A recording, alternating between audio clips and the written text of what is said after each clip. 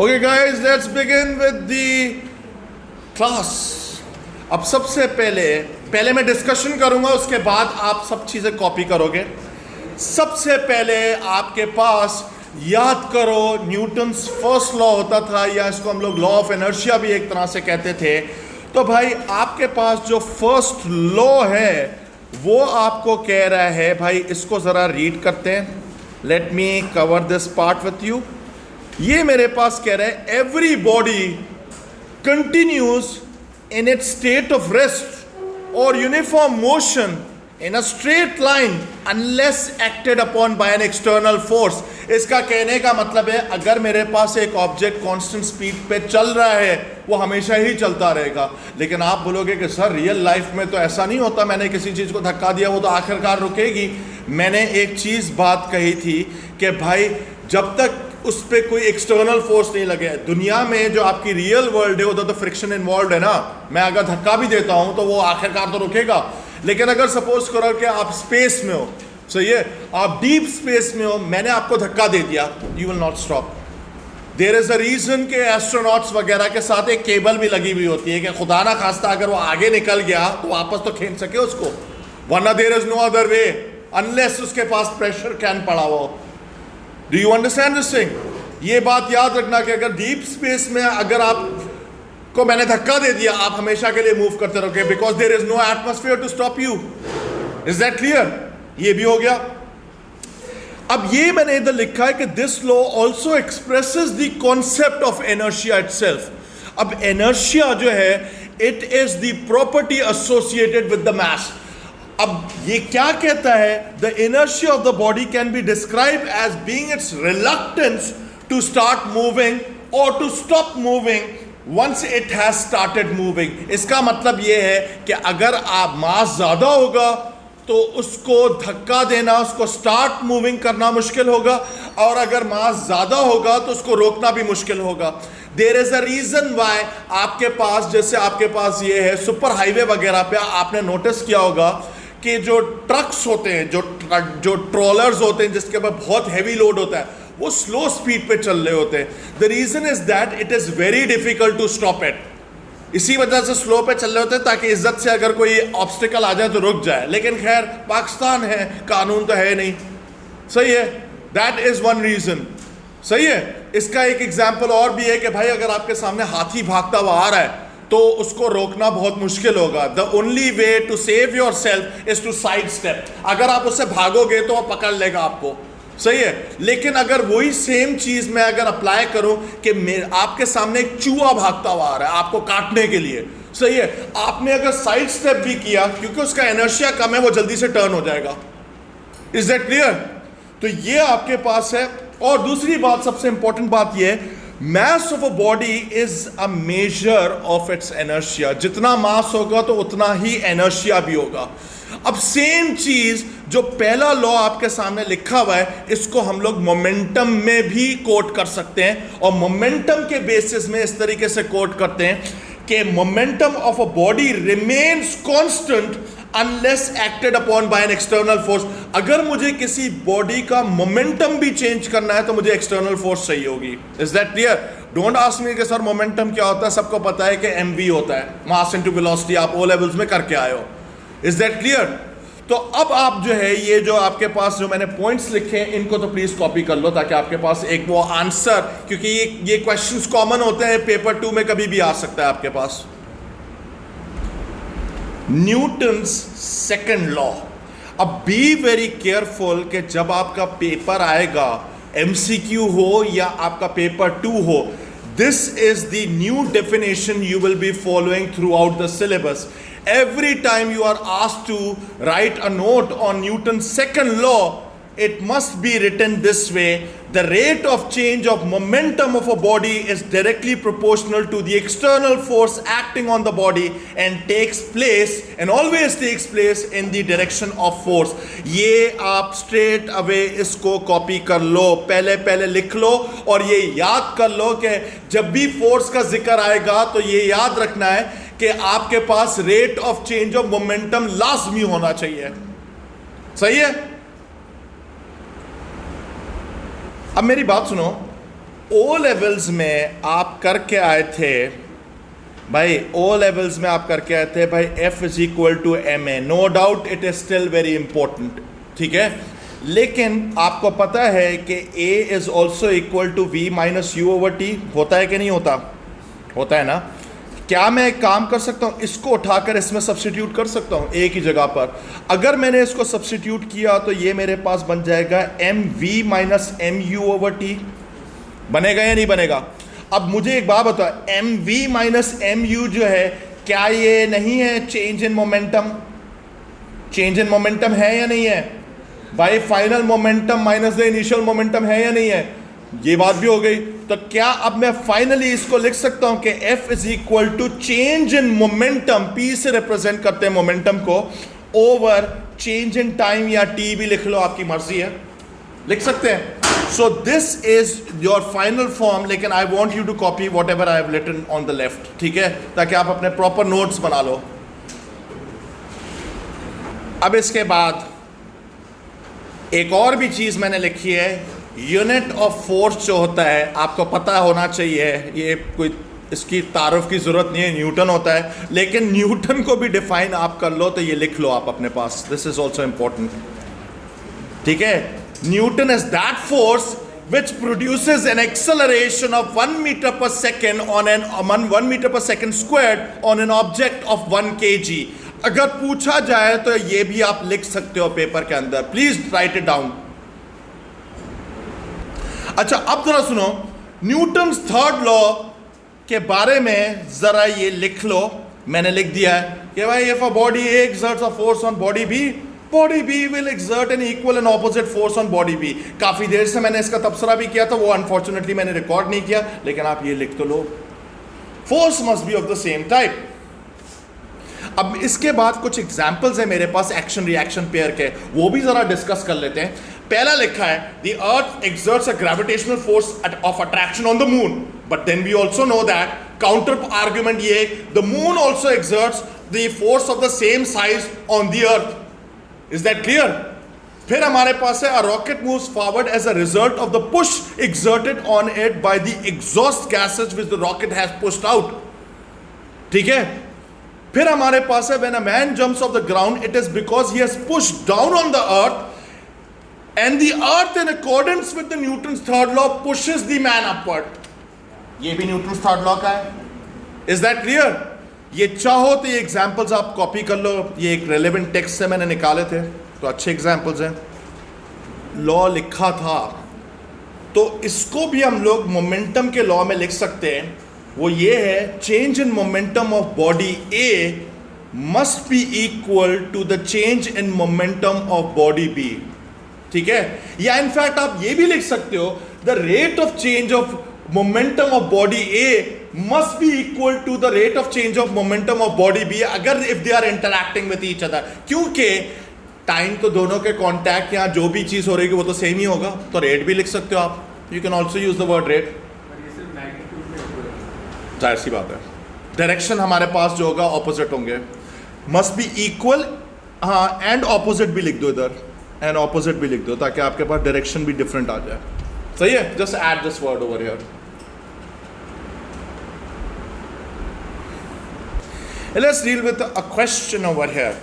Two blocks, a mass A of mass m, okay, so let this be A, ये मेरे पास A हो गया, and B of mass 3m, ये मेरे पास A हो गया और एक मेरे पास B हो गया। You can see this on the diagram.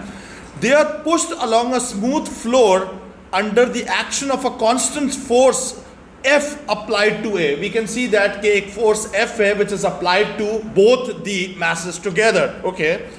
मुझे बोलता है find your target is to find the acceleration of the blocks। अब हमें पता है कि भाई F should be equal to mass, जरा सुनो, वैसे जनरल हमारे पास फॉर्मूला होता है mass into acceleration होता है, but we already know this fact कि इधर मेरे पास जो mass आएगा इसकी जगह पर मैं इधर लिख सकता हूं कि भाई ये हो जाएगा m प्लस 3m, क्योंकि हमारे पास दो मैसेस ज्वाइन टुगेदर हैं, पूरी की पूरी बॉडी मूव हो रही है, तो total mass moved is actually going to be 4m multiplied by a लिख सकते हैं इधर, सही है। अगर मैंने ये लिखा तो मेरे पास ये जाके बन जाएगा A is equal to F over 4m। यहां पर एक इक्वेशन ये बन जाएगी मेरे पास। यहां तक भी पहुंच गए? Is that clear? अच्छा, फिर मुझे बोलता है दिस वाज पार्ट ए।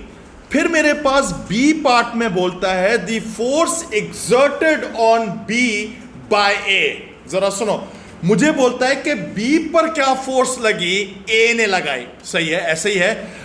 हमें एक चीज पता है, according to Newton's third law the forces should be equal and opposite on A and B. ऐसे ही होता है। तो मैं एक काम कर सकता हूं, let the force be P. मैंने इस फोर्स को नाम दे दिया पी, ठीक है। Let the force be P, चाहे वो ए पे लगे या वो बी पे लगे, उसका नाम पी है। सही है। अब मैं एक काम कर सकता हूं कि अगर मैंने इस फोर्स का नाम पी रखा which is exerted on B by A, ये मैंने एक स्टेटमेंट लिखा, तो क्या मैं इसको ऐसे भी लिख सकता हूँ कि P must be equal to P कौन से वाले मास पे लग रही है, वो हमारे पास लग रही है 3m पर। तो क्या मैं इधर लिख सकता हूँ कि 3m मल्टीप्लाइड बाय A लिख सकते हैं? बट वी ऑलरेडी नो कि the acceleration will be the same for both the objects. तो इसका मतलब है P should be equal to 3m multiplied by A। कितना आ रहा है हमारे पास? F over 4m। यहां तक भी पहुंच गए? इसका मतलब है कि P should be equal to, ये हो जाएगा 3 over 4f। Is that clear? ये आपके पास आंसर बनेगा।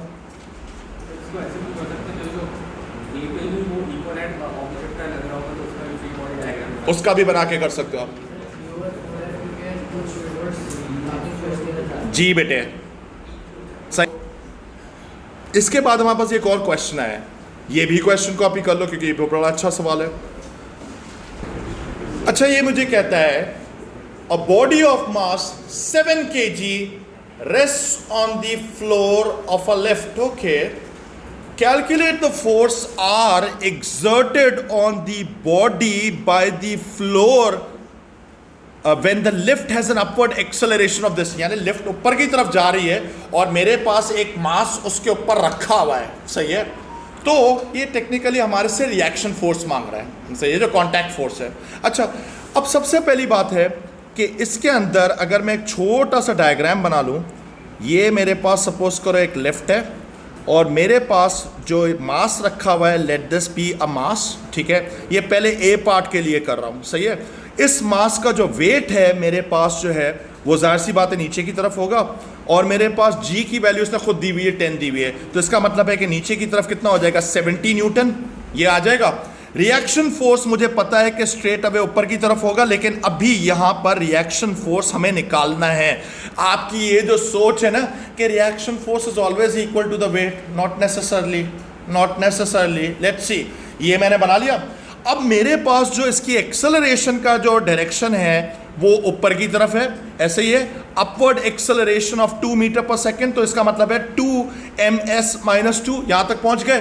पहले ये डिसाइड कर लो डोमिनेटिंग फोर्स कौन सी है, ऊपर वाली होगी क्योंकि ऊपर ही जा रहा है।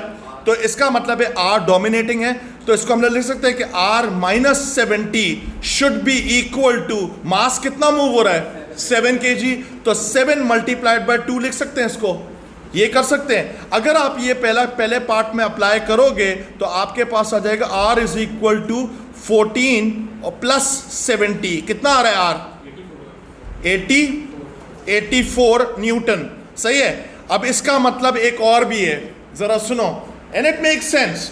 द रीजन इज दैट कि आप अगर फर्स्ट करो कि एक वेइंग स्केल पर बैठ जाओ। सही है। जब लिफ्ट ऊपर की तरफ जा रही होती है, एलिवेटर जब ऊपर की तरफ जा रही होती है, आपका वेट ज्यादा आएगा अगर वो एक्सेलरेट कर रही होगी। Do you understand this thing? नीचे जा रही होगी तो शायद आपका वेट कम आ जाए, लेकिन एक्सेलरेशन जरूरी है। कांस्टेंट स्पीड पे सेम हो जाएगा। यहां पे पहुंच गए? ये भी हो गया। अच्छा, फिर इसके बाद मेरे पास इस सवाल का बी पार्ट बोलता है। जब हम लोग बी पार्ट पे बोलते हैं तो बी पार्ट में लिखा हुआ है डाउनवर्ड एक्सेलरेशन ऑफ दिस। इसका मतलब है कि डोमिनेटिंग फोर्स कौन सी हो गई? वेट डाउनवर्ड हो गया, तो इसका मतलब है डोमिनेटिंग फोर्स कौन सी हो गई? वेट हो गई। तो इसका मतलब है कि क्या मैं इधर लिख सकता हूं weight minus R should be equal to ma? लिख सकते हैं। डोमिनेटिंग फोर्स नीचे हो गई ना, तो वो डोमिनेटिंग पहले आएगी हमेशा। तो इसका मतलब है कि वेट हमारे पास इसमें कितना था, वो था 70 था। तो 70 minus R should be equal to 7 multiplied by 3 कर लो, ये हो जाएगा हमारे पास 70 minus 7 3 21 is equal to R. तो निकालो कितना आ रहा है, 49 न्यूटन। Is that clear? तो आप एक चीज देख सकते हो कि हमारे पास पहले केस में हमारे पास वेट बढ़ा, मतलब जो हमारा जो न्यूटन, वो जो अगर मेरे पास वेइंग स्केल होगा जिस पे आप खड़े हुए हो, उस पे हमारे पास रीडिंग ज्यादा आएगी और इस पे मेरे पास रीडिंग कम आ रही होगी। Can you see that? Is that clear? अच्छा, अब फाइनली हमारे पास एक और चीज आ रहा है, सी वाला केस। सी वाले केस में मुझे बोलता है कि the object is moving down with a constant velocity. इसका मतलब है कि एक्सेलरेशन तो है ही नहीं, तो क्या मैं इधर लिख सकता हूं कि R must be equal to W? लिख सकते हैं। तो इसका मतलब है कि R should be equal to 70 newton. Is that clear? ये सवाल बहुत ही इंपॉर्टेंट था, आउट क्लास सवाल है, इसको अपने दिमाग में रख लो। If you want to survive in this, please no talking at the back. ये कह रहा है a train is moving along a straight horizontal track, okay? A pendulum suspended from the roof of one of the carriages of the train is inclined at 4 degrees to the vertical। यानी इसका मतलब है कि एक pendulum है उस train की एक कैरेज के अंदर लटका हुआ है, और वो मेरे पास अगर लटका हुआ है तो मेरे पास ज़रा इधर देख लो, it is inclined at 4 degrees with the vertical. ये भी कह सकता हूँ या मैं ये भी कह सकता हूँ कि दिस इज़ ऑल्सो 4 डिग्रीज। सही है, ये मेरे पास सिचुएशन है, यहाँ तक भी पहुँच गए। सॉरी 40 डिग्रीज लिख दिया, 4 डिग्रीज है, सॉरी माई मिस्टेक। फिर ये कह रहा है your target is to calculate the acceleration of the train, okay. अब जाहिर सी बात है, एक चीज़ दिमाग में रखो कि अगर ट्रेन आगे की तरफ जा रही है तो मेरे पास ये पीछे की तरफ जाएगा, यहाँ तक भी पहुँच गए। अब मुझे इसके अंदर एक्सेलरेशन ऑफ द ट्रेन निकालनी पड़ेगी। मैं एक काम करूंगा, ऐसे सवाल के अंदर अपनी मर्जी से चीज़ें इसमें डालो, यानी मैं इसको टेंशन मार्क कर लेता हूँ, let this be the tension, और मेरे पास इसका जो वेट है उसको मैं W मार्क कर लेता हूँ। यहाँ तक भी पहुँच गए, सही है, ये भी पहुँच गए। अब ज़रा सुनो, एक चीज़ है, इधर मेरे पास 2 इक्वेशंस पॉसिबल है। पहले मैं एक काम करता हूं कि इसको प्योरली वर्टिकली रिजॉल्व करता हूं। अगर मैंने इसको प्योर वर्टिकली रिजॉल्व किया तो ये बन जाएगा मेरे पास t cos 4 degrees is equal to W। एक तो इक्वेशन ये बन गई, ये वर्टिकली मैंने रिजॉल्व किया था इसको पूरे को, सही है, वर्टिकली मैंने रिजॉल्व किया था। तो भाई इस डायरेक्शन में मैंने इसको रिजॉल्व किया है, तो मुझे पता है कि भाई इसके अंदर t cos 4 degrees is equal to W हो गया, which is very simple so far। फिर उसके बाद हॉरिजॉन्टली अगर मैं इसको रिजॉल्व करने पे आता हूं तो मेरे पास एक फोर्स इस तरफ आ रही है, बल्कि टेक्निकली हाँ सही है, इस तरफ ही आएगी। अब मैं इसको इस तरह लिख सकता हूं, इधर देखो कि मेरे पास अगर मैं इसको रिजॉल्व करूंगा तो ये हो जाएगा t cos, बल्कि t sin 4 degrees must be equal to the resultant force. Resultant force लिख सकते हैं इसको, रिजल्टेंट फोर्स लिख सकते हैं, ठीक है। अब मैं इसको अगर रिजल्टेंट फोर्स लिखा है तो क्या मैं इसको ये भी लिख सकता हूँ, t sin 4 degrees is equal to mass into acceleration. और इसको भी मैं ऊपर वाली को भी थोड़ा सा खोल सकता हूँ कि ये हो जाएगा t cos 4 degrees is equal to mg। यहाँ तक भी पहुँच गए। अब जब आप इधर तक पहुँच गए हो तो आप चाहो तो इसके अंदर एक ऑपरेशन अप्लाई कर सकते हो, और उसको हम लोग कहते हैं कि भाई sine theta over cosine theta is equal to tan theta, वो भी लगा सकते हो। यानी मैं एक काम कर सकता हूँ, इसको इससे डिवाइड कर सकता हूँ मैथमेटिकली। अगर मैंने इसको डिवाइड किया तो मेरे पास ये लिखा आएगा t sine 4 degrees divided by t cos 4 degrees, this is equal to ma divided by mg। यहां तक पहुंच गए? अगर आप यहां तक पहुंच गए तो मैथमेटिकली t कैंसिल आउट हो गया, और ये मेरे पास बन जाएगा, इधर जाकर ये बनेगा मेरे पास tan 4 degrees must be equal to mm भी कैंसिल आउट हो गए, a ओवर g। यानी हमारे पास जो एक्सेलरेशन की वैल्यू आएगी वो g मल्टीप्लाई बाय tan 4 हो जाएगी। आई थिंक इसमें एक्सेलरेशन की वैल्यू जो g की वैल्यू वो 10 दी हुई है, तो इसका मतलब है 10 मल्टीप्लाई बाय tan 4, तो 4 डिग्रीज आप निकालो कितना आ रहा है 0.7 ms माइनस 2। ये भी हो गया आपके पास सवाल सॉल्व। मुश्किल लगा क्या? दोबारा समझाता हूं। अब I need your attention. Water emerges at 2 metre per second from a hose pipe. Okay, तो हमारे पास पहले एक पाइप बना लेते हैं। Let this be a pipe. मैं सपोज करो कि सिलेंड्रिकल पाइप है, ये मैंने लिख भी दिया, इधर पाइप है, और इसमें से मेरे पास पानी निकलता है 2 मीटर पर सेकेंड की स्पीड से। इसका मतलब है कि जो पानी आप इमेजिन करोगे कि 1 सेकेंड के अंदर 2 मीटर का फासला कवर कर रहा है, यानी अच्छी खासी स्पीड है उसकी। सही है, ये भी हो गया।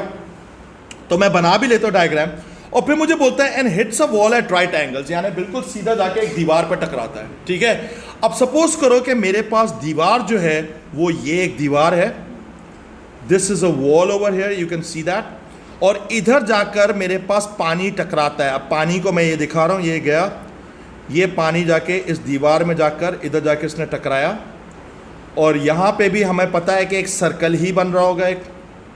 Can you see that? ये बन रहा होगा। अब मैं इसके अंदर जो है स्पेस क्रिएट करने के लिए मैं पहले जो है ये दीवार इधर से हटा रहा हूँ ताकि मेरे लिए आसानी क्रिएट हो जाए। ठीक है, ये बन रहा होगा मेरे पास। इसका इसने क्रॉस सेक्शनल एरिया इधर दिया हुआ है, this is the area which is given to us as 0.03 metre square. ये भी दे दिया हमारे पास। सही है, ये वाला एरिया एग्जैक्टली सेम है। ठीक है, यहां तक पहुंच गए। फिर हमें एक चीज ये भी पता है कि भाई जो इसने लेंथ कवर की होगी 1 सेकेंड के अंदर, इन 1 सेकेंड इसने यहां से लेकर यहां तक जो लेंथ कवर की होगी वो होगी 2 मीटर्स।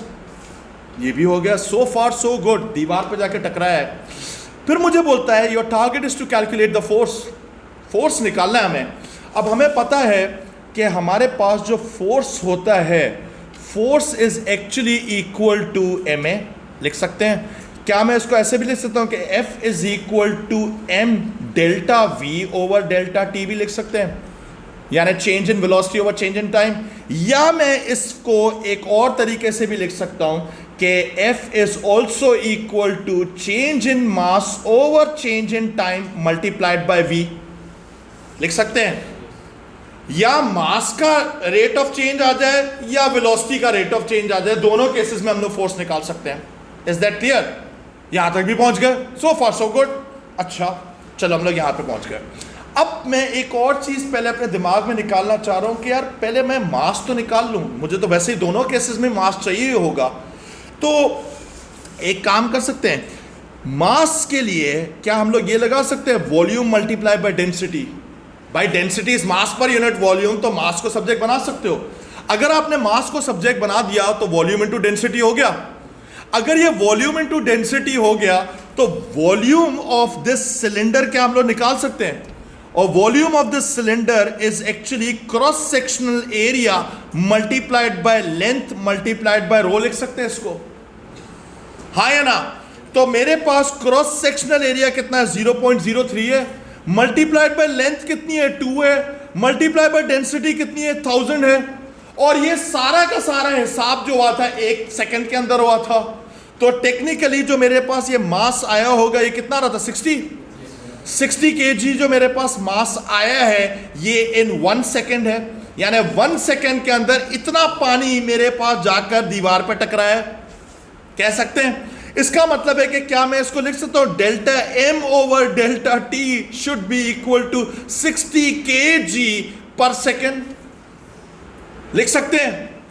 फाइनली फिर मैंने इनमें गया, इसमें से मैंने ये वाला फॉर्मूला सिलेक्ट किया और इसको उठाकर इज्जत से इधर लेकर आ गया, और ये मेरे पास हो जाएगा F is equal to 60 multiplied by velocity हमारे पास कितनी आ रही थी इसमें 2, और ये हो जाएगा F इज इक्वल टू रहम करे हमारे पास 120 Newton ji. Okay guys, so this is pretty much it for today and we'll continue in the next session. Take care, like and subscribe and share this with everyone. हमारा target है 4 million subscribers का।